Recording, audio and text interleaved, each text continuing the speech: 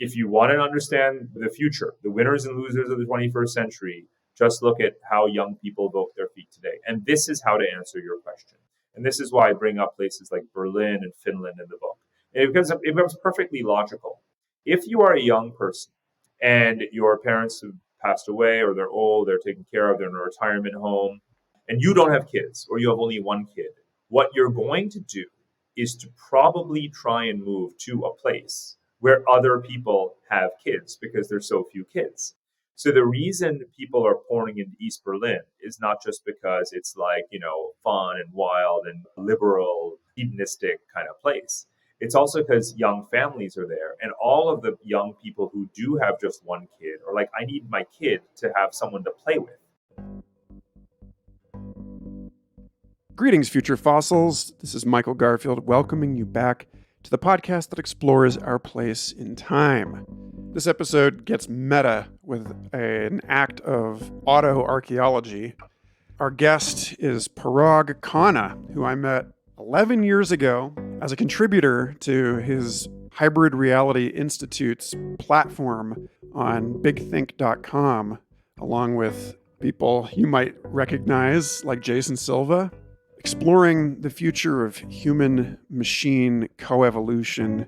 Parag is a noted futurist and global technology thinker, author of many best-selling books, including Hybrid Reality with his wife Aisha, as well as Connectography, and the most recent book, which we'll discuss on the show today, Move, about the forces uprooting us and sending people around the world. I mentioned in this conversation a 2004 interview with author Alan Moore, in which he describes what we're living through as a species right now as a kind of phase change between a liquid and a gas. And if you haven't noticed, in this extraordinarily hot and chaotic, volatile summer, and as well as more broadly and chronically under the forces that I regularly discuss on this show that are tearing at the fabric of cohesive human attention, culture, and society,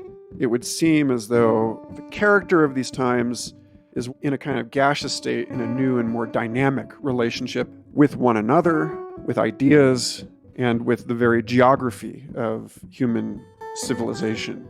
Whereas all of this tends to give me anxiety, as I have not yet fully made the turn from what Richard Doyle, my mentor at Penn State, describes as the passage from paranoia to metanoia. I would say that Parag seems rather gladly to be a fish swimming in the air. What's that? I want to sound like that. You don't want to eat a fish swimming in the air?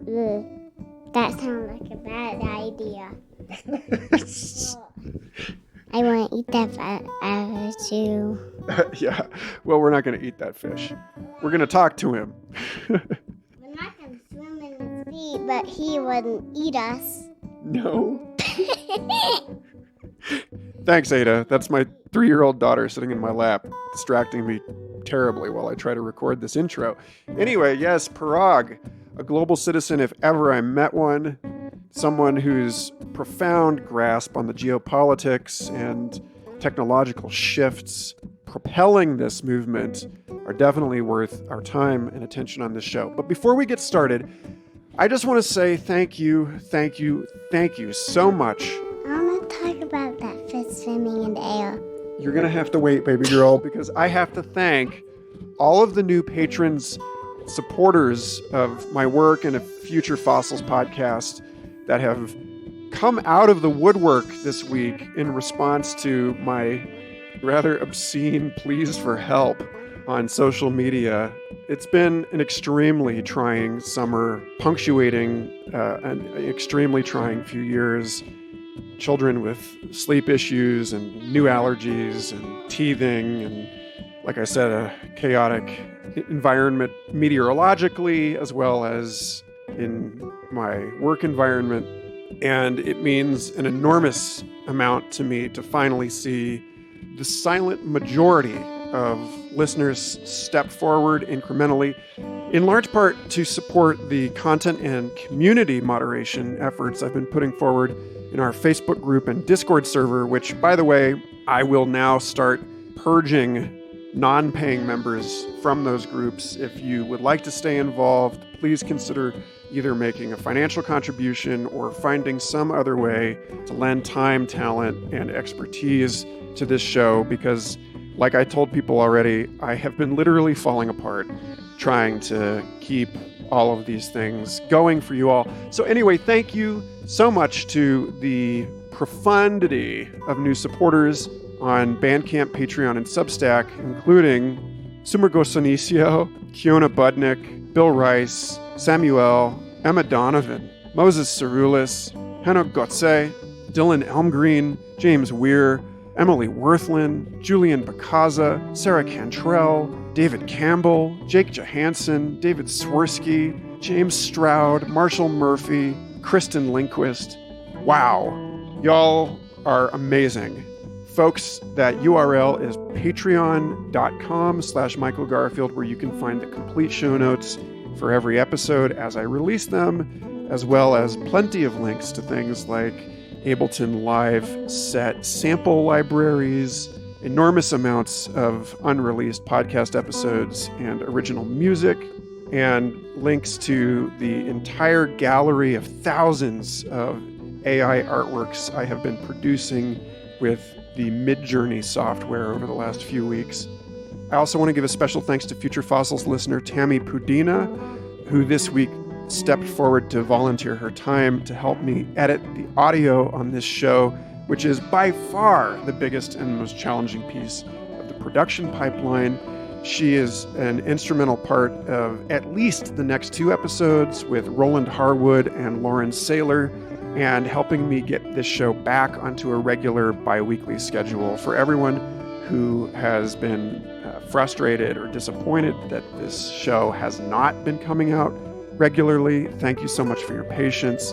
Please help me find new listeners by leaving a 5-star, glowing, effusive review of Future Fossils on Apple Podcasts or Spotify or wherever you can.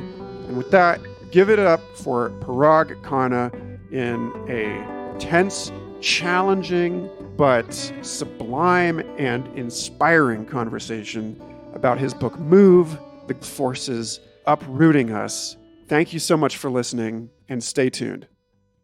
Okay, so this conversation is actually a conversation about, I read your book, and 2 things. First of all, I must remove my shoes before I enter the building. Like, I have to acknowledge the enormous amount of research that went into this and just honor that. One shouldn't write a book under any other conditions, I like to think, or publish one, I should say. Right.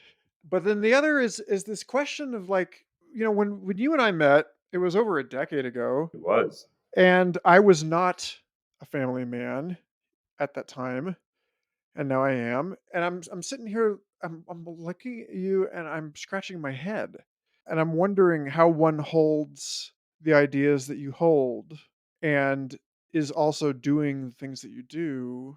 Because for me, it seems like my life of movement, that family life brought that to a rather abrupt reconsideration. Right. And I was more international than I had ever been in my life in the 2 years before I had a kid. And then Right. I've never been more of a place since. Well, there's my personal answer, and then there's also the kind of global answer from the research. And maybe they point in the same direction, but for different reasons. I mean, we became more, well, I can't say more because I've been traveling since I was an infant, but I mean, we relocated 5 or 6 times over the course of the last 10 years with kids. And it's been incredibly fun. But part of it is that the more you move or find places that are optimal for child raising, meaning having schools, safety, nannies, all of those kinds of considerations, they compel you to move. So having kids can be a motivator to relocate. So for example, if I had stuck with the exact same career path I was on prior to marriage and children, I'd be working overtime in the basement of the Pentagon or the State Department right now. Instead, I'm here in Singapore in this tropical urban paradise full of all of the amenities and comforts that life has to offer. So that's with kids. So there's a motivation to move. But as you know, a big theme of the book, of course, is the childless future. So after you and me comes generations of young people. Already today, this is not science fiction in the sense that right now we have young millennials, Gen Z, and probably Gen Alpha too, that simply won't have children, right? And if they do, maximally one child. So the conditions that made people like you or me or our parents, for sure, sedentary, which is to say they had kids and they bought homes, those two principal conditions are simply not present today. So young people are as likely as ever to just keep on moving. And that was before climate change, of course. So I foresee this kind of global nomadism effectively being facilitated by lack of home ownership, childlessness, climate change, obviously political alienation, all of the things that have always compelled people to say, I don't like it here and I'm going to act on it. They're more capable of acting on it than ever before. So we need to give people an entry point here. And I think I want to just roam freely with you on this.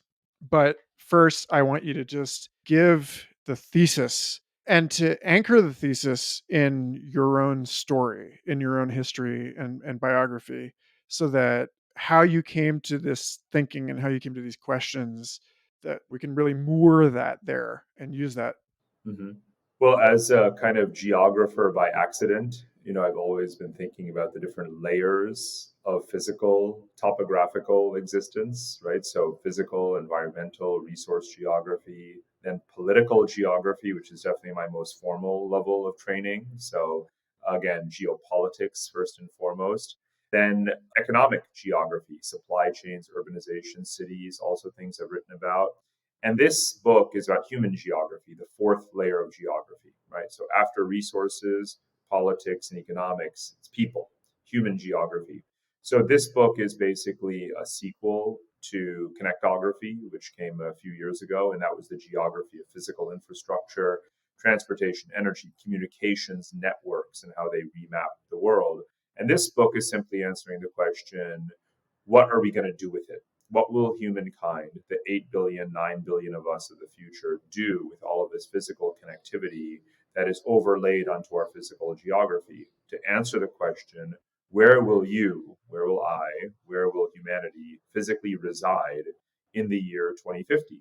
And it proves not to be a very simple answer, even if you reverse engineer it down to earlier periods, say 2025, 2030, 2040. And incrementally answering how we got to where we will be was the intent of this book. And it proved that humanity becomes ever more a moving target. Whereas today we take our geography for granted. We say, I am in Santa Fe, I am in Los Angeles, I'm in Singapore. It was ever thus. Not us particularly, but Germans are where Germans are, Americans are where Americans are, Chinese are where Chinese are. But what if the next 20, 30 years looks really, really different? And how we got to that point, and how, in fact, we have been more nomadic and mobile than we think. And we've created the conditions and unleashed the forces that will compel us to be more mobile. And where that's going to drive us, again, emphasis on who and where is what this book is about. So there's a collision here, right?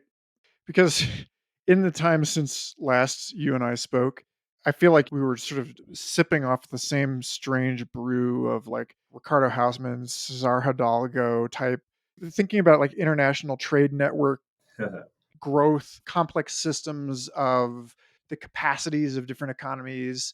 Oh, I still swear by the economic complexity literature. It's a subset of globalization. It's part of my active and vigorous defense of globalization today, is pointing out that disentangling and nearshoring global supply chains is not nearly as easy as many people make it out to be. Because, as I said in that Connectography book, which was very much like a homage to Ricardo Hausman, I said everything is made everywhere.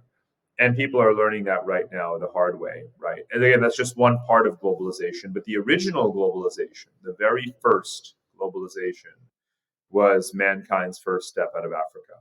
And I begin the book at that moment. And I say, remember that whatever you think about globalization, the globalization of people is an ongoing and in some ways accelerating phenomenon.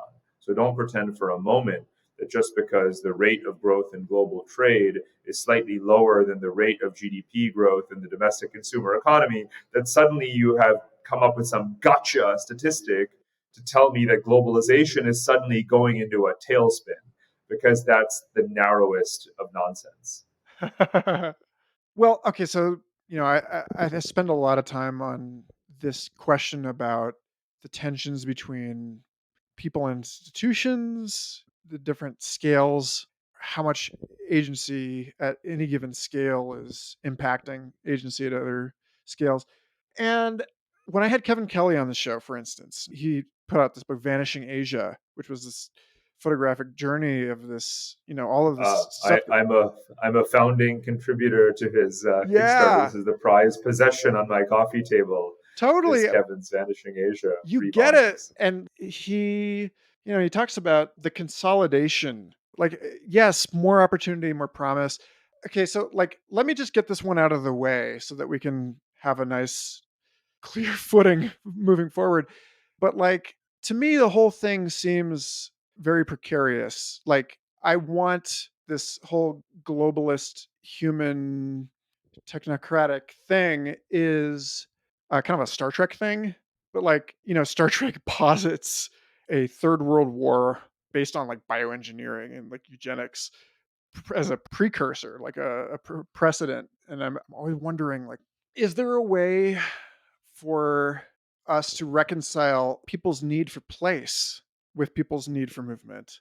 Because, for instance, late historian William Merwin Thompson talked about there being sanguinal polities, geographic polities, and noetic polities, right? And the overlaps of those three things, the overlaps are confusing. Like, I want to be more international than I am, but, and this is me just framing the sort of nagging thing for this whole conversation in one question, and we can just pick it apart.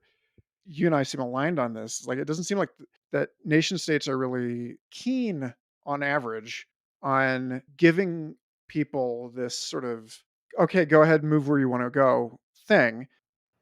Oh, I would never deny that. I mean, my work is on borders.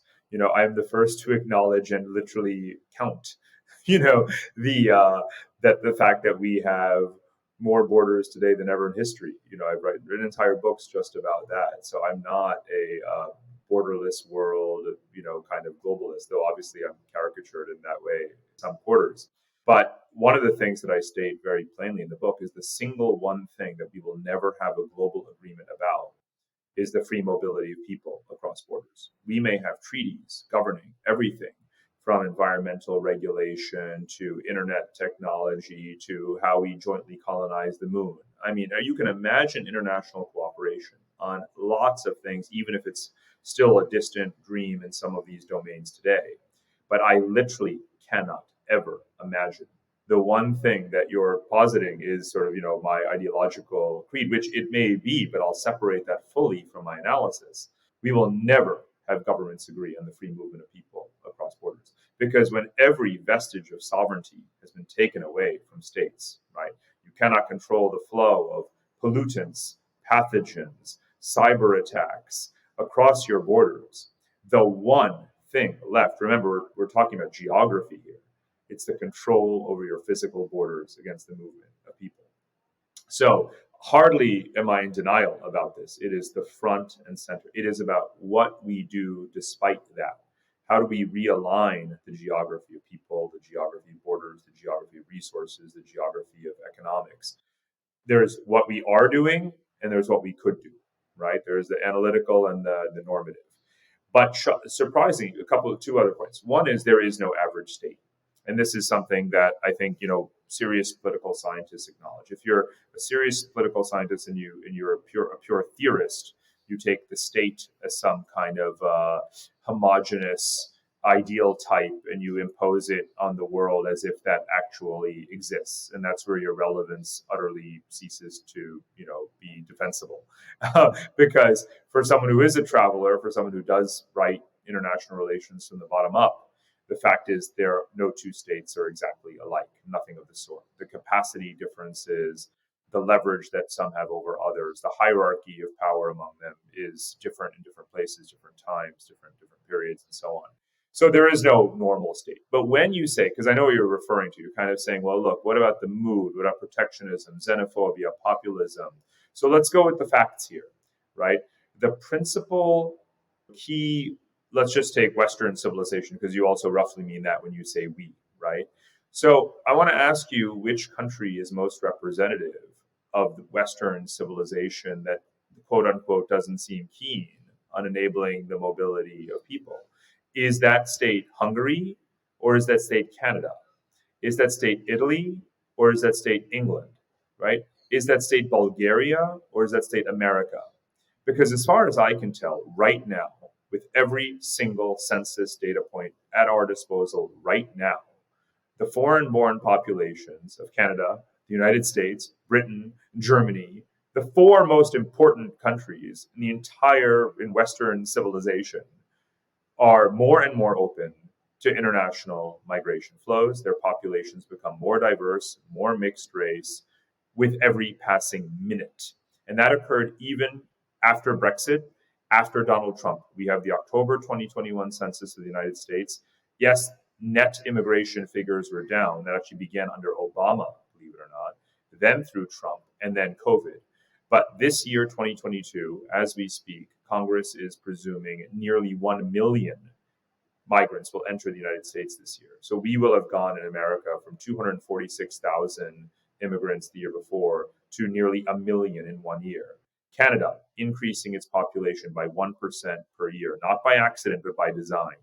Germany, only country in Western Europe with a growing workforce because of immigration, right? Britain is making it easier. Every 6 months, they're passing new legislation that effectively undermines the spirit of Brexit, which is they're making it easier and easier to move there because they realize what shortages they have in everything from farmers to truck drivers to nurses and doctors. So what is that average Western state that you or again, our general political mood is referring to when we believe that populism, xenophobia, nationalism, protectionism, and borders are the true new meta-narrative and order of the day? The fact is that when you actually look at the truth of the world from the bottom up, day-to-day movements, we have more mobility than ever before. More people live outside their country of birth and origin than ever before. Those numbers are rising, basically not at the rate like never before, but the net number is far, far larger than ever before. So there's what people say and there's what people do. And one of the most fun parts, to be honest, of the book to write was to look at conscription policies. So I looked at kind of countries that demand that, the equivalent of you or me at the age of 18 has to go and serve in the army. And there is this narrative out there, and it comes very often from the avuncular, East Coast international relations elite that I, am sort of still in some ways a card-carrying member of, though I reject many of its tenets and analysis. But they say there's this return of the civilizational state, strongman nationalism. Look at Erdogan, look at Putin, look at Modi in India, look at even the five-star movement in Italy, and so on and so forth. I'm like, okay, why don't we look at these countries? And why don't we look and see if the man that you may be reifying into this great civilizational revanchist power actually maps onto the movement and views of their people? Well, lo and behold, there's no better predictor of ordinary people, young men and women, wanting to leave, wanting to get the hell out of a country than having a leader like that. And the best lens is to look at conscription policies. So say you've got conscription in Russia, you have conscription in Turkey, you have conscription in all these countries, and the rite of passage for every single 18-year-old male in those countries is to collect as many rubles and lira as you can and bribe your way out. And that was before Russia invaded Ukraine. So the real world, again, is people leaving precisely those countries. When Matteo Salvini in Italy declared a family first, right, immigration or pro-natal policy, women need to stay at home and make babies. Guess what happened the next year? Women left Italy. So people move, right? Whether you want them to move or not to move. Anyway, thousands of more stories in that direction. Yeah, I guess for me, I saw 2008. I saw the writing on the wall, and I was trying to convince the woman who is now the mother of my children to escape with me to Australia, and it didn't happen. And I feel like there are a lot of people, I have to assume the majority of the listeners of this show are American. It does seem sort of like a fortress Hmm. in some respects. There's this combination of what is it, like the $6 gas and COVID. There's a complex systems thing here where it's like, whoops, maybe we were too connected. And of course, the question for you is in running toward the obvious goods, the clear, lucid virtues of all of this, it seems like licking the blade. I don't know how to think about it. At first, paraphrase Trotsky, as it's always fun to do. You may not be interested in migration, but migration is interested in you, right? So even if you lead your comfortable existence in America, that doesn't mean that others live in lands bounteous in resources and industry and geographies that you can settle and inhabit. So people are coming, even if you're not leaving. The second thing, and this is just a point of clarification, migration is not necessarily international migration. The most significant migration in all of world history is Chinese people moving from rural China and villages to coastal China. They never left China, they'll never leave China, but they radically transformed the face and the contours and the trajectory of what is the most populous country and largest economy in the entire world, and reshaped the entire world economy without ever leaving their country. Most human beings will never leave the country in which they were born, even in the scenarios, even in the most ludicrous, outlandish scenarios of uncontrollable mass migration that I forecast or posit in this book. Most people will still never leave either the country in which they were born or the continent in which they reside. Right? You could have lots more movement of Africans around Africa, South Americans in South America, a lot more Asians moving around Asia, and so forth. But still, then, I actually, at the beginning, I actually bracket out 4 billion people. See, there's probably 4 billion people at least who are too old, too sick, too poor, too geographically marginalized to ever come anywhere close to dreaming of crossing a border. So now I'm taking the remaining 4 billion people in the world, most of whom are young, and saying, okay, where are those 4 billion people right now? What is their capacity? What is their desire? What agency do they have to be able to move? And is that move going to be domestic or international? And there you're talking about real world plausible, scenarios. And the likelihood that India, which again, going back to the strongman nationalism, is by far, and Michael, it's like take a bar chart, raise your hand up to the ceiling, then put a giant break in the middle and down to the floor, right? The ceiling is the number of Indians who leave India every year. The floor is the number 2 country on the list, okay, which is like Poland, pre-Russia invasion of Ukraine.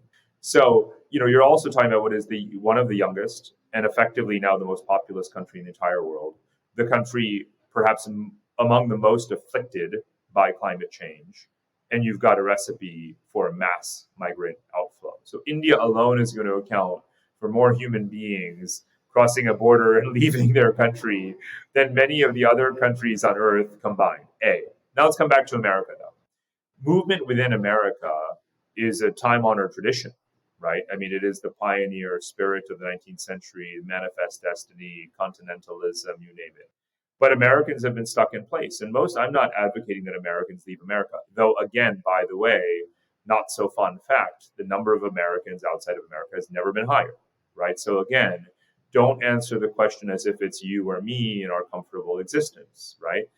Imagine that you are a millennial or Gen Z. Well, you are a millennial, but imagine that you are Gen Z, Gen L. I'm a Zennial, sort of a cusp, young Gen X. Now, those are the ones who are buying the mobile homes. Those are the ones who are moving to Costa Rica or Panama or Bali or Tbilisi, Georgia, or East Berlin. And you add all those people up, that's 9 million American passport holders who are not living in the United States, right? So the expats, people like me who have, left over the last decade.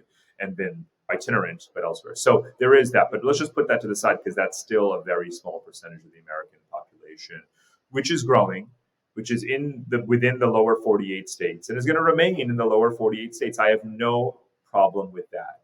But that doesn't limit what we're talking about when we say migration, right? Because climate migration alone, economic migration in search of opportunity, economic migration fleeing the deindustrialization of the Rust Belt accelerated the shift of people from the northeast of the United States to the southwest of the United States. Americans are moving. Climate migration means that where there is drought, which is where you live, where there are heat waves, which is everywhere right now, where the electricity grids and power failures become more frequent, where crime becomes intolerable, people will say, I'm out. I may move one county over, I may move another state or two over. I'm still in the United States, but that's migration, just to be clear. And I spent a lot of the book looking at just Americans in America, because actually we have this notion of what is the American dream. And to me, it's about mobility and skills, not just about buying a home and earning a degree. And so to me, the best form of achieving social mobility is enabling physical mobility. And this has been very clearly documented by Raj Chetty at Harvard and his work funded by Gates and other foundations. Make this absolutely clear. You can track people's incomes from the census tract zip code that they grew up in, from birth till death, their prospects for everything from educational attainment to income and healthcare and life expectancy and so on. And people who are stuck in place are not going to achieve as much as if people physically get up and move to places that offer a greater opportunity, right? And so within the United States too, even if you took all Americans and put up the fortress, use the word fortress, which I think is not inappropriate at all. Literally do put a moat around the country, put up walls everywhere, and just run an experiment on what happens to the finite stock of 300 million people. Well, obviously, if you were to try and achieve autarky instantaneously, that alone would create a lot of dislocation. But holding all else equal, you're going to see a lot of movement.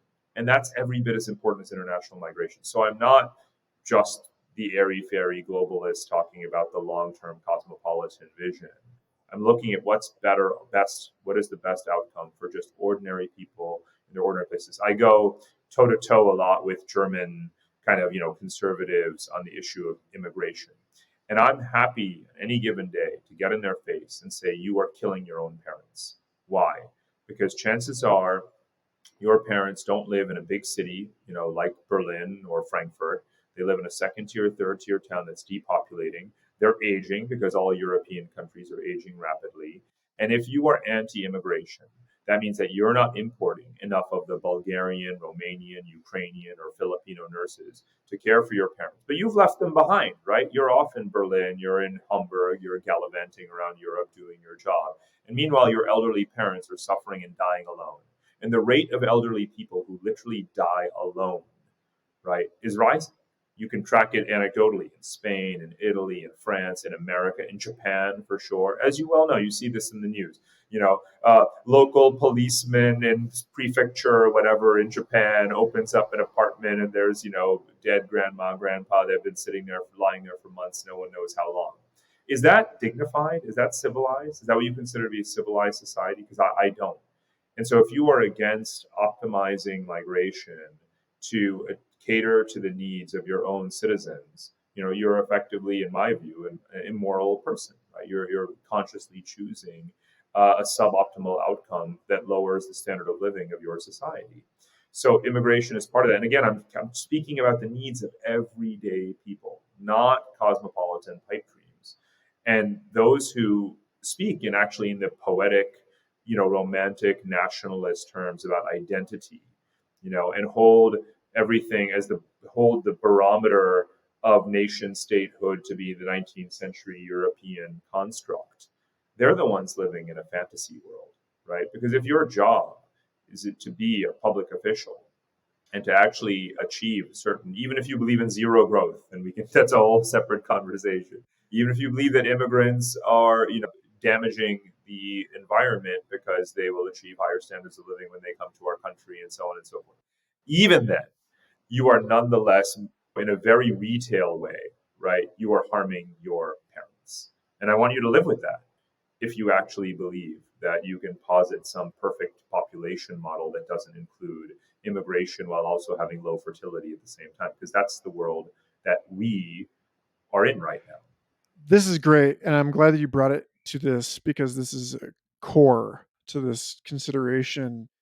Reading your book, the demographic age cohort piece of this was so prominent for me in the tensions that I feel as the father of a young family hundreds of miles away from anyone else, blood relations. And so this is, to make it a little bit more personal, I wanted to ask you brass tacks. Like, you have moved so much and are thus a model for the virtue and world space that you're advocating here.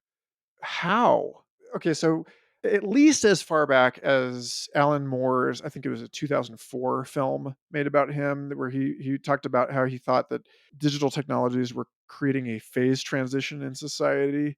That we were going from like a liquid to a gas, and I guess even earlier, like Zygmunt Bauman had written about liquid modernity and so on. There's this notion of like that we are boiling here. And you think about the miles traveled by a person over average per capita over the course of the 20th century. It's insane.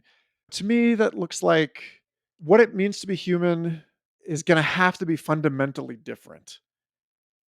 Or does it? I mean, let's remember that to be human is to be bipedal and to have the capacity for mobility. To be human for the past 100,000 years has meant that we have physically relocated. What is actually new, right? I mean, yeah. Absolutely.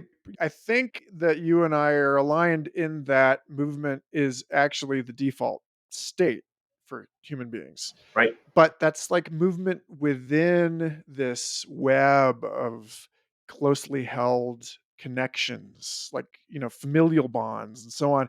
And for me as a transplant out here, you're talking about, this American libertine, go west, young man thing. Well, I did that, and I'm here in Santa Fe. I'm 700 miles from anyone, and we need to hire childcare, and Mm-hmm. it's like the people I see really thriving in this town. Oh yeah, they're 7 generations deep.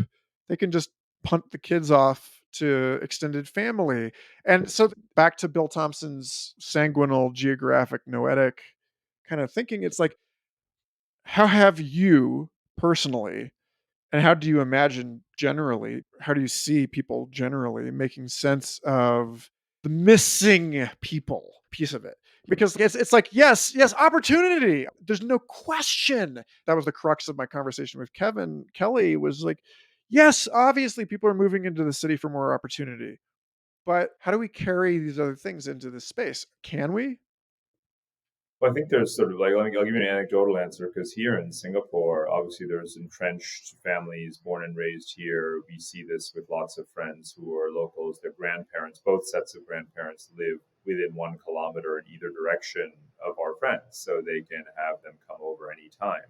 But even if they weren't there, even if they're now deceased, they've got helpers, nannies that come from the Philippines or Indonesia, Myanmar, India, what have you, in the house, as most private homeowners have here in a country like this or many other countries that are crossroads for different populations and different rungs of the economic ladder and different functions in society like childcare and nursing and so forth. So even though my parents don't live here, they'll come for like 6 weeks at a time, come and stay over. But we have childcare anyway. And again, the fact that you don't have a nanny living in the house, or the fact that lots of mothers during COVID, had to quit their jobs because they had to manage the remote schooling of their kids. They had to take care of their parents and drive around. They had to cook and clean and do the laundry and also try and do their own jobs. It reached the breaking point. So what was called the motherhood penalty during COVID, well, that too has a solution. Guess what that solution is? It's called immigration, right? Because even if it's lower wage immigration, even if it on paper depresses average wages, we know that there's labor market segmentation going on. Just because a nurse comes in or a caregiver comes in from El Salvador, it doesn't mean a university professor earns less money, right? The fact is that working women in America, suffer the indignity of having to choose. They're suffering a lot more indignities after day before yesterday, but different topic. The fact is that COVID deeply exposed, this huge familial divide, those that can afford to have these abundant services and those that can't, and most can't. And that particularly affects women. And that's, again, just like having your parents die alone because there wasn't, sufficient care for them. This is a political choice we're making. So that's that. But let's get back to the generation, because it's that search for community. And one of the things I had to do, and it was not easy, which proves that I'm a little bit older than I thought I was to put myself in the shoes of today's tweens and teens and 20-somethings. And I really scrambled the methodology, around this book. Like, obviously I go have my boots on the ground. I'll interview hundreds, if not thousands of people, literally for any book I write. But I didn't just go to meet Secretary of Defense, whatever, from, country X this time. I actually had focus groups of kids. Went to high schools, met young professionals, digital nomads, talked to universities and colleges, everywhere. And I've been doing that all along and gathering material, but in a dedicated, concerted way, it was I want to know what young people think. For this book, I almost only want to know what you think if you're under the age of 30. If you're not under the age of 30, you'll be dead in the time horizon that this book is playing out. And therefore, I am going to massively overweight in my methodology young people's points of view. And therefore, you don't hear this sanguinal kind of, ethnicity first, nation first, family first, when you talk to young people. And that is not a fringe phenomenon, Michael. That is literally more than 50% of the human population is the core demographic subject of this book. They're not peripheral. They're not secondary. They're not waiting for their turn to have their hands on the levers of control of society, right? They are voting with their feet. And again, if you want to understand the future, the winners and losers of the 21st century, just look at how young people vote their feet today. And this is how to answer your question. And this is why I bring up places like Berlin and Finland in the book. It becomes perfectly logical. If you are a young person and your parents have passed away or they're old, they're taken care of, they're in a retirement home, and you don't have kids or you have only one kid, what you're going to do is to probably try and move to a place where other people have kids because there's so few kids. So the reason people are pouring into East Berlin is not just because it's fun and wild and liberal, hedonistic kind of place. It's also because young families are there, and all of the young people who do have just one kid are I need my kid to have someone to play with. And so in East Berlin, in particular, I say East Berlin as if it's divided from West Berlin. It's obviously not anymore. But the defining moment of my life was actually when the Berlin Wall came down, and I went there, and I was 12 years old. It was a big deal for me. So I still have this mental. I've lived in Berlin, 4 times over the last 30 years. It's my home away from home. So I still think of it. I've lived in both sides of the city also. So I say East Berlin like I'm an old timer, from the communist era or something. But point. Then Helsinki. In Finland, we got a new Top Gun this year. You're not old. Yeah. Yeah. Thank you. So cities like Helsinki are saying, you know what, young families, come one, come all, we'll redesign the physical space, the architecture, the infrastructure of childcare, of education, and real estate companies are doing this, right? Tishman Speyer or others are saying, let's build new kinds of condos with lots more open shared spaces for all those families who live in our properties who have exactly one kid, to have them play together so that the parents can go off and do their jobs and have quiet time. They'll volunteer and rotate. So all of this is happening right now. And guess what? Young people are going to those places. So when you say, where do we find that sense of identity, community, belonging? Why does the definition of what identity, belonging, community are have to be the same as what it was at a time that neither you nor I, quite frankly, can even remember, right? Effectively irrelevant era from a demographic standpoint. When right before our eyes, right now, all the young people of the world are saying, I want to go find and define my own identity and find a place where I belong. and participate and build in a new kind of community. And I'm going to physically go and vote with my feet and go to wherever that place is. And it could be Denver within our own country, or it could be just over the border in Toronto, which is a place thriving with building an international sense of identity. It could be London. It could be Berlin. It could be, again, Tbilisi, Georgia, Almaty, Kazakhstan, Bali, because that's happening. That's not, again, and now let's dispense with one other thing. The fact that this may seem like it's a rounding error statistically, right? The number of people. Okay, well, let's be clear. As I said at the beginning, all people are sadly not created equal in terms of their material circumstances. So I'm starting with the 4 billion youngish people who are capable of relocating. I'm taking as a subset of that the 2 billion who constitute the rising young middle class of well enough educated people.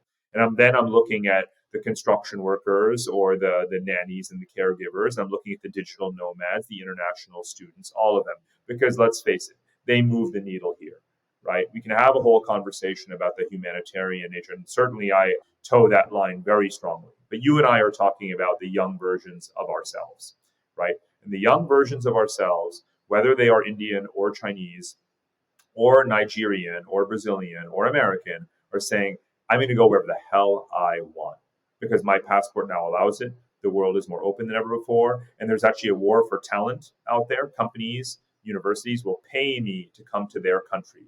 So why not? So let's put aside, because again, obviously I devote large portions of the book to the humanitarian landscape of this. But let's talk about the people that you and I are actually talking about, because we're talking about our kids. We're talking about what are our kids going to do in 5 years, 10 years, 15 years, right? Let's be unbelievably selfish about the whole thing. And that's the world that the kids that are older than your kids and my kids are living right now. I see it every day because I employ, I hire, I mentor, I tutor, teach those kids. I see them everywhere. And they have zero fear about leaving their local community as if it was some perfect bucolic place, as if they lived in a multi-family household with grandparents and parents all under one roof. What reality that barely exists? Maybe in Santa Fe, right? But that's not the world. Already most people, you think about it, you were talking about the number of miles traveled by the average person in the 20th century. Let's look at, and I don't have this at my fingertips, unfortunately, but what is the average distance that a person, that a millennial or a Gen Z lives from their parents? Now, I'm going to just hazard a guess that distance is slightly greater than it was a generation ago, right? So let's not be shocked when that proves to be true. Yeah. I guess for me, it's just this, I get into thinking about scaling laws because the urbanization thing, Jeffrey West at the Santa Fe Institute talks about the finite time singularity, which is where the network benefits of living in the social reactor, right? I'm saying this for the benefit of listeners. I know, but the recombinant bonus of living in a city is so magnetic and so novelty producing, but novelty producing, it's it's patents and STDs and organized crime and per capita income, but only 90% of it to the top decile. So there's a way in which it seems like the finite time singularity is where he says the innovation precipitates a crisis that must be solved by another innovation, and that this cycle gets faster and faster and faster and faster until it happens faster than we can't respond to it and things collapse. And I think this is already happening in certain ways. And, maybe COVID was an example of this where as was the hyper-connected banking network, cascading collapses in 2008. It's like we're doing the amphibian coming out of water thing here as a global civilization, right? We're in what ways can we be moving this as fast as you're talking about, as you're suggesting we will? In what ways can we, but we keep face planting. It turns out, wait a minute, we absolutely need to move know-how between these locations. We need to keep trade alive. We need to keep these connections vibrant. And also, zoonotic illnesses are going to disrupt things. There's just all of these endogenous sort of network-based collapsy things that get in between here and this dream. And the question, it's sort of like how do you make sense of all of, they're not edge cases. Like it's clear that it's clear that this is extremely rocky.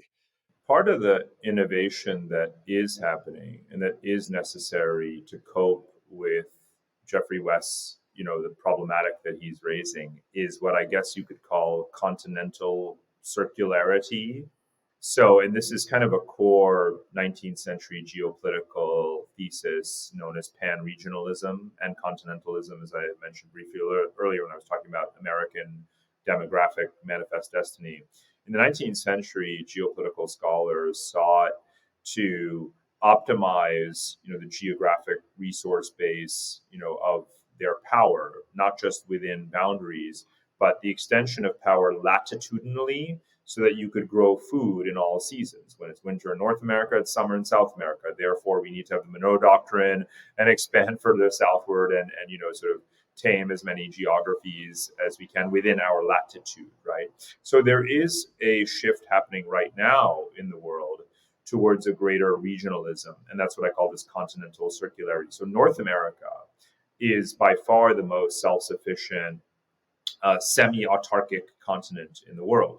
We may have a very large trade deficit with China right now. That's in fact widened during COVID because we got caught off guard not having domestically produced basic medical equipment and things like this, PPE, that sort of thing.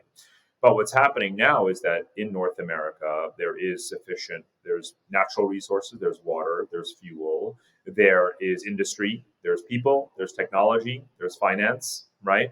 Every ingredient to have complete autarky, as plausible as that is in the world, actually exists in North America. Europe could actually be similar. And Europe is, from a climate change standpoint, at a more propitious latitude than the United States is. For those who don't think about this every day the way I do, I mean, Europe is at Canadian latitude. So climate change hits America much worse than it hits Canada or Europe, newsflash. So Europeans, with their huge investments into energy, self-sufficiency, alternative energy, renewable energy, obviously they've also gotten caught off guard by the Ukraine crisis and are going to now redouble their efforts way faster than Americans will because public investment in infrastructure is far higher in Europe than in the US. There too, you could imagine a certain regional circularity, right? Self-sufficiency, right? They will import less. They will allocate more land for agriculture. They will end their resistance to some forms of GMO. They will do more with hydroponic and aquaponic agriculture, these sorts of things. And so will we. And Asia is similar. Asia has obviously half the world's people, huge economic size. So anyway, you've got these regional zones that are trying to get their way out of the complexity trap, right? The interconnectedness of global supply chains becoming so complex and indecipherable that we don't know which point of vulnerability is going to cascade through the system and bring down one society or civilization or economy after the other. And the way you undo that is through that localized or regional scale innovation towards greater self-sufficiency. So break the cycle of excessive. And as you know, this is known as like kind of ecopolis theory, right?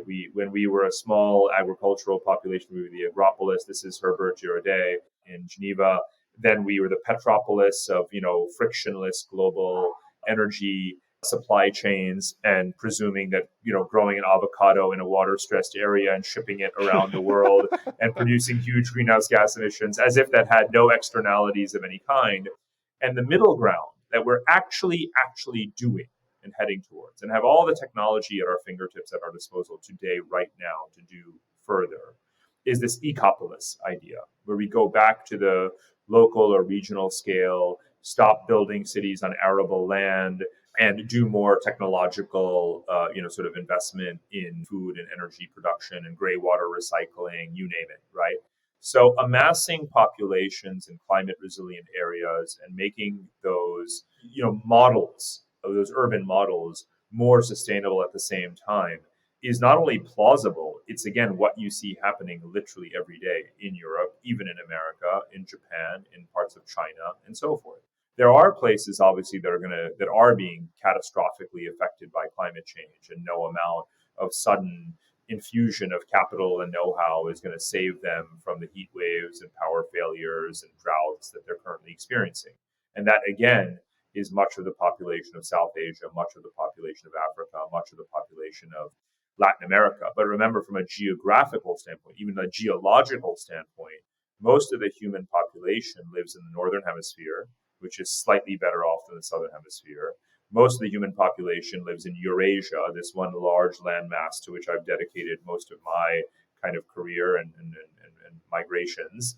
And therefore, mobility around the Eurasian landmass will account for the better part of the future migrations of the entire human species. So, focusing on the side of the Pacific Ocean that I happen to be on right now, it is very plausible that more and more people will move and recirculate into the eastern Siberian provinces of Russia, into Central Asia. That's why I have chapters of this book on places like Kazakhstan and Uzbekistan, the Russian Far East, the Caucasus, the NOAA, the NASA, the CIMP 5 and 6 maps, IPCC kind of projections tell us what the livable geographies, or relatively more livable, because we do have to take into account the feedback loops, right, that will affect places, and we can't be completely confident. But still, relatively speaking, the relative change in livability and suitability for human habitation. And guess what, Michael? People are actually going to those places. You may not be moving there. I'm not moving my family to Vladivostok next week, but it's happening. Russia just signed a skills partnership agreement to import Indian farmers because they don't have enough farmers in the Far East.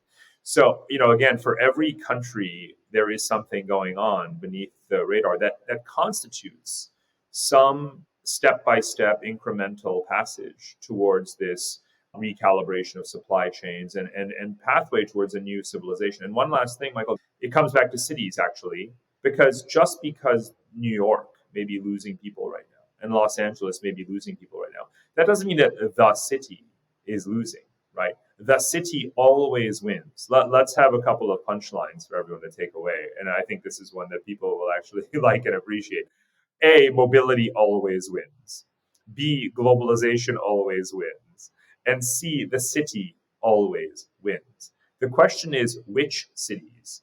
Because Los Angeles is losing people doesn't mean that Austin didn't win, that Seattle didn't win, that Denver didn't win, that Boise didn't win, that Toronto didn't win.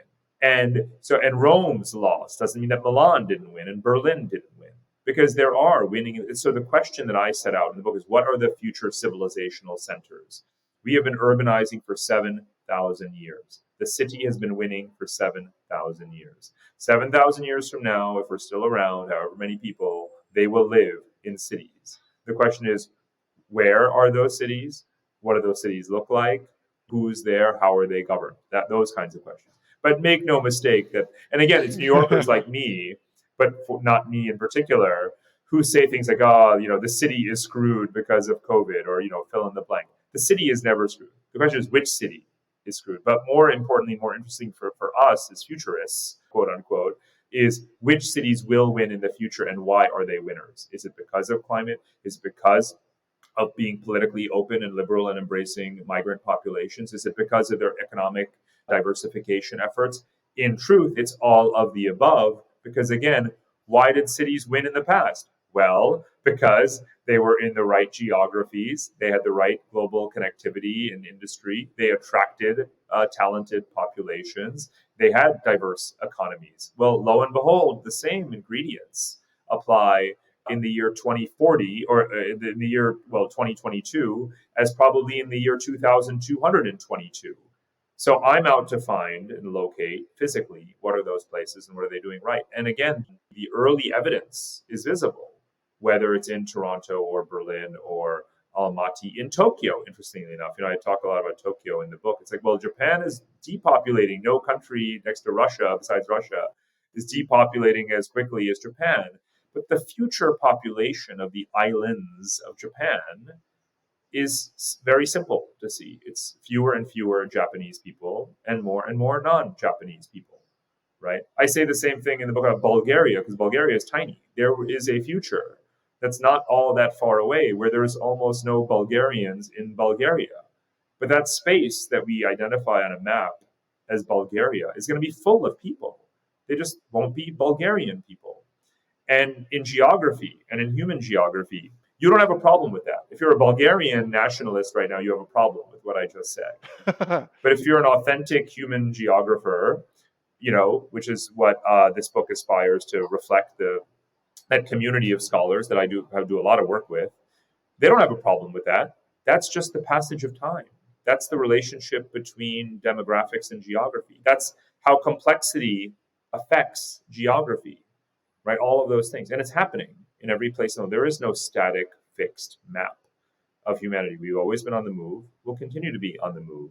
And places, the identity of place will change depending on the people who are there. And the people who will be there in Japan, in Bulgaria, in America, right, tomorrow are different from the ones from yesterday. And you have to embrace that fluidity. You can't embrace complexity and not embrace fluidity, right, of identity. I mean, I get sizzled reading your stuff, hearing you talk like this, and I'm disappointed in myself that I feel like I'm like, and yet, again, as you said, with the attention to, it's a nod to earlier stuff. The article that you wrote about was it 15 maps Donald Trump needs to see to be, on the Oh yeah, I love it when editors always come up with better titles than I do for these things to make them go viral. Yeah. Yeah, it was stumping connectography, but that piece about the infrastructure linking bioregional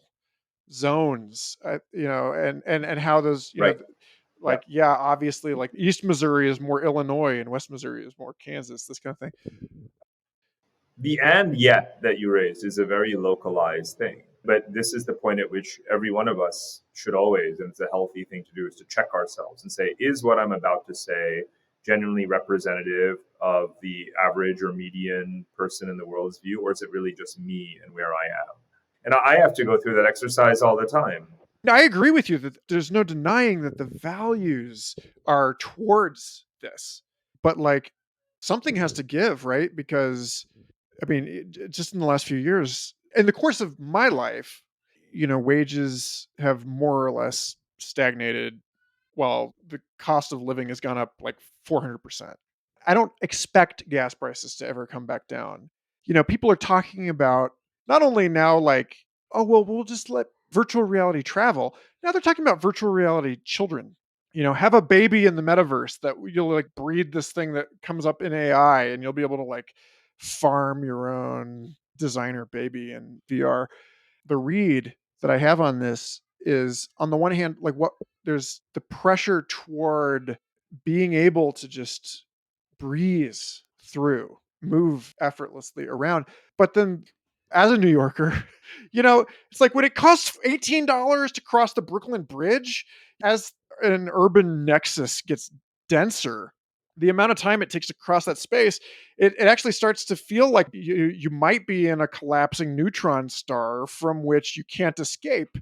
Right. Like that. Well, by the way, I never and say it's yeah. effortless. This is interesting, and I don't mean this as a pushback. I mean this is actually just a useful No, clarification. please. There is a ton of friction involved in movement, and again, in my own personal life, sort of becoming an expat, the first step is the hardest. You get so much administrative stuff to deal with that you never sorted out before.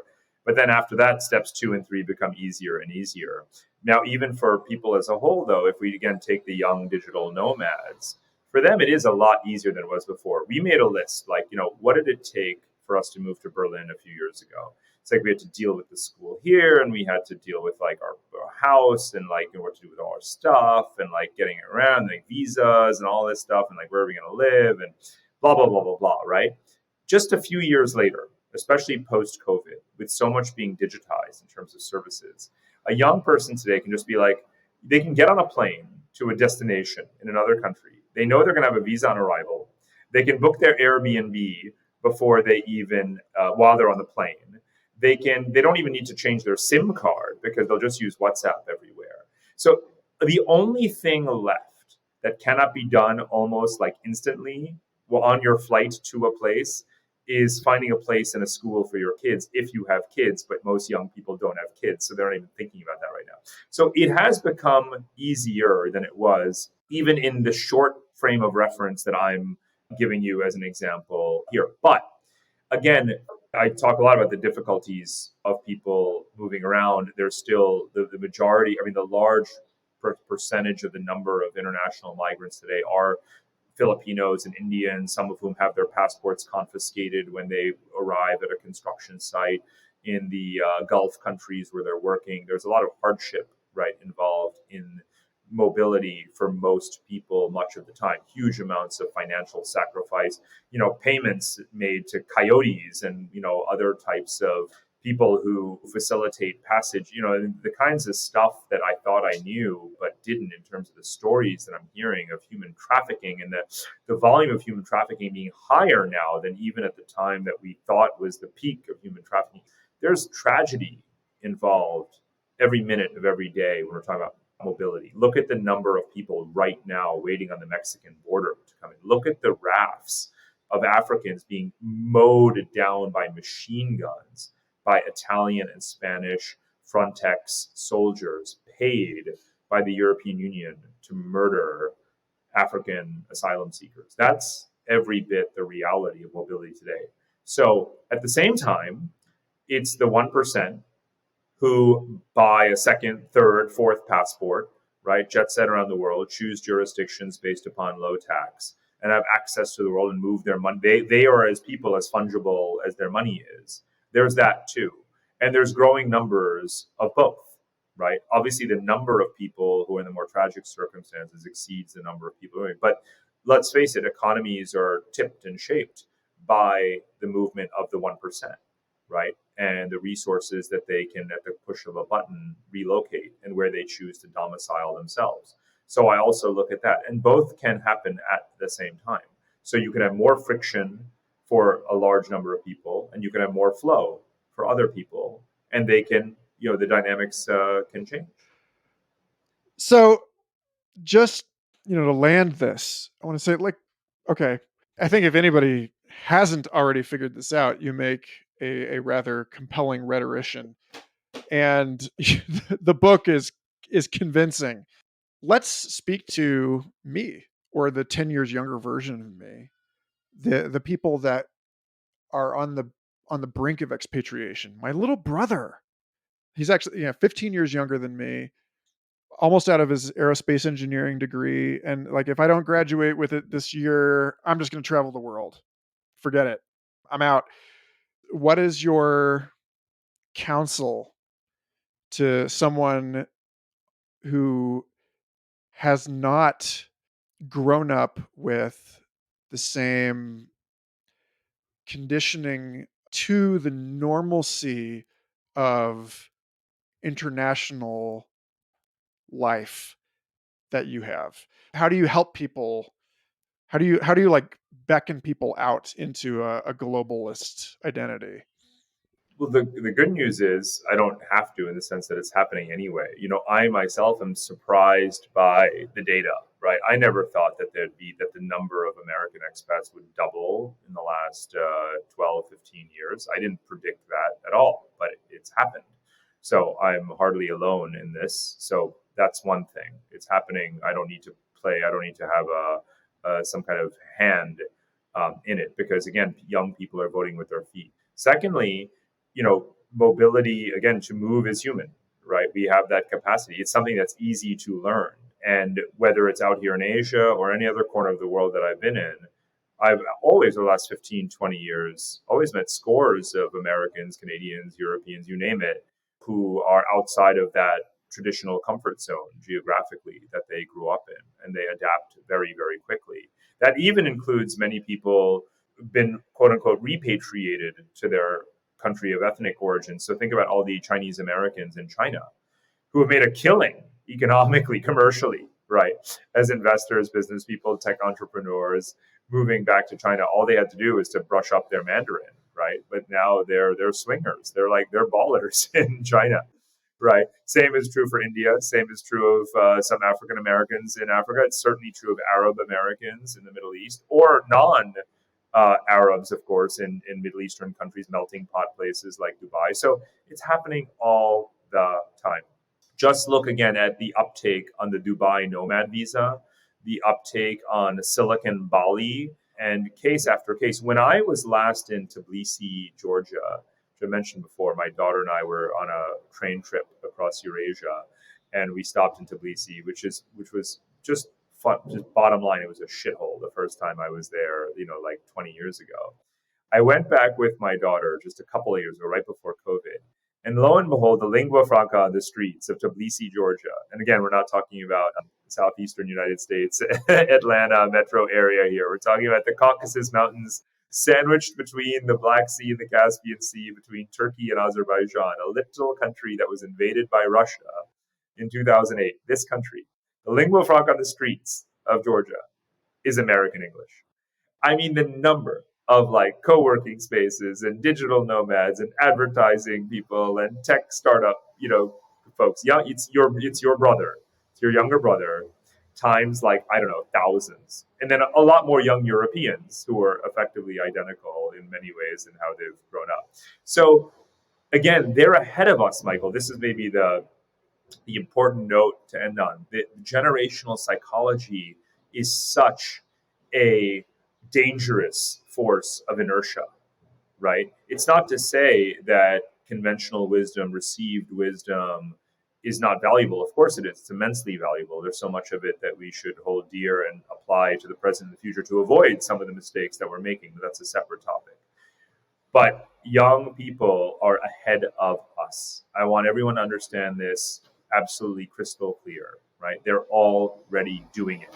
Everyone needs to understand that you and I are not talking about the future. We are talking about right now. Everything we're talking about is already well underway. All you have to do is watch young people voting with their feet. They're not waiting for your permission, my permission, Joe Biden's permission, or any other power that be, right? The map of the future of humanity is being designed, being painted every single minute with young people walking, taking trains, taking planes, getting out of cars, driving mobile homes, and physically relocating to places that they feel they can belong. And that is why, despite all of the cynicism, all of the valid reasons why we should be incredibly scared about the future, maybe the one thing that makes me most hopeful is that young people actually do know better than we think they do what's best for them. And they're chasing it by voting with their feet. Well, that's lovely and ebullient. On our way out, I want to give you one more opportunity here to address the sort of stock outro question of this show, which is to imagine that the past and future are all stretched out on either side of us like pearls on a string. And those moments in the future are there, they're present, they're here now. And those people are here now. And you are in conversation with them. And maybe we are, like I don't know, there's physics to suggest that possibly we are in conversation with the future in some way. What would you hope to leave for the future of this time, like of your life, of your experience, you kernelize and transmute? And then what is the thing that you most wish you could ask the future? And I'll give you whatever horizon. You said 2050 for some of this stuff, but like however far you want to go, I'd love to know what it is that you wish that you could live to see and likely won't, and wish you knew that too. I structure this book according to four scenarios. One is called Regional Fortresses. The other is the New Middle Ages. The third is Barbarians at the Gate. And the fourth is Northern Lights. And the Northern Lights scenario of a peacefully, with low friction, recirculating human population to the geographies of, maximum suitability, effectively being migratory like birds, right? Being nomadic and migratory, and again, just resettling as needed with a suite of technologies that make any place sustainably habitable, but being seasonably, again, nomadic as needed. That is the vision, right? And if we were to work backwards from that vision, we could imagine getting there in the year 2050, but obviously it's highly, highly unlikely. But that's the whole point of visioning exercises and scenario building, is to create narratives of these alternate pathways that we could take. And the future is going to be a mix of all of those. The present is a mix of all four of those scenarios already today. For every Putin, you have a Canada, right? You have a Justin Trudeau, right? And so on. So there's a yin and yang going on around these scenarios. But I would love to live to see that world, that Northern Lights world, as I call it, this archipelago of sustainable settlements. The sort of advice, or the kind of, to me, the wisdom to impart, if any, to today's generation, maybe building on your question about what to tell young people. This is less about geography and more about agency. It's sort of, you can do one of two things, the way I see it, to really drastically oversimplify. If you want to create or contribute to a better world, a better future for your and the next generation, you can either A, move people to the geographies of resources where they can have a better material life and survive longer, right? You either move people to resources, or you move technologies to people where they need them, right? The technologies of water desalination and hydroponic agriculture and 3D printed sustainable homes and shelters and dwellings, these kinds of things. Two things. You either move people to resources, or you move technologies to people. And I raise this as a test. It's a litmus test. You're either doing one of these two things, or you're not doing one of these two things, right? If you're doing one of these two things, you're part of the solution. You're an active agent of progress in the world towards that positive Northern Lights scenario that I posit in the book. If you're not doing one of those two things, you're either a free rider, or you're potentially actively inhibiting that future. Just ask yourself that question. Are you moving people to resources or technologies to people, or are you not? And that's it to me. I mean, it's more complicated than that, but if to really boil it all down to its essence, right? That's what people should be asking themselves every day. Those that can, those that can afford to, those that have time to reflect, those that have the resources, to act. That's what it comes down to for me. Wonderful. Parag, this has been a treat. It's funny because we have known each other for a very long time, but I don't think we've actually ever had a conversation as like this. It's like this. So this is long in coming, and I really appreciate you taking the time and being willing to take me up on the invitation to come on this show. Well, thank you so much. This has been a treat, a pleasure, an honor, great conversation, and great to see you, even if not in the flesh. But mobility being what it is, I will pay you a visit. Well, I mean, God willing, I hope that this is just the beginning of me really learning as much as I can from you about how to be the international man of mystery that I imagined myself to be 15 years ago. Fortunately, you still have plenty of time. Yeah. Plenty of disruptions to knock me out of my little divot before then. Best to you and your family. Thanks a lot. Likewise. Thank you, Michael. Take care. Thanks again for listening. Follow me on Twitter or Instagram at Michael Garfield if you would like to steep more persistently and ambiently in the intellectual atmosphere of this program. Find the music for Future Fossils at michaelgarfield.bandcamp.com. And please help yourself to extensive public archives of book club recordings and additional content that never made it to the main RSS feed at patreon.com/michaelgarfield. We have some awesome episodes coming up. I'm excited to share with you. Thanks for holding tight. And until then, have a most excellent now.